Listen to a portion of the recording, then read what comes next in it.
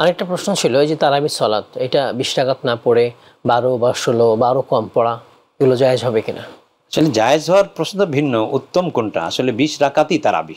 তারাবি তো রসুল আকরাম সাল্লাল্লাহু আলাইহি ওয়াসাল্লাম যে 3 দিন পড়লেন, সেখানেও এই সংখ্যা এটাই ছিল।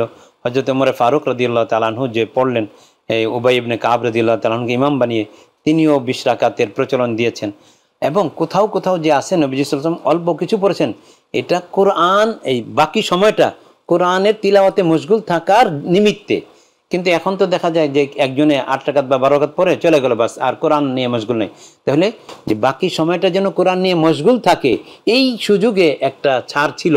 কিন্তু হযরত ওমর ফারুক রাদিয়াল্লাহু তাআলা আনহু যখন 20 রাকাত করে দিলেন, তখন যে দেখা যাচ্ছে তা নামাজের বাইরে আর ওই সময়টাতে, নামাজের যে সময় লাগে ওই সময়টাতে মানুষ ইশতিগাল বিল কোরআন, কোরআন নিয়ে ব্যস্ত থাকে না, এই জন্য 20 রাকাতের মধ্যেই।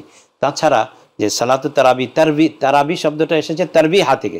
তারবিহা মানে প্রতি 4 রাকাত অন্তর বৈঠক দেওয়া।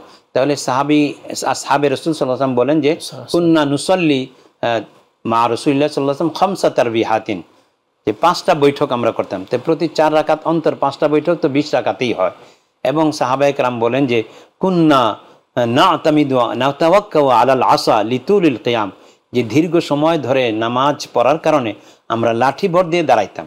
তাহলে 8 রাকাতের মধ্যে তো লাঠি ভরের প্রশ্ন হয় না। যখন কেউ যদি পড়ে ফেলে সব পেয়ে যাবে, তা তো অবশ্যই, হ্যাঁ, সেটা ভিন্ন কথা। 12 16 সালাত হয়ে যাবে। উত্তম হলো 20 রাকাত পড়া, কিন্তু কারো পরে ফেললে সেটা তো আপত্তির কিছু নেই।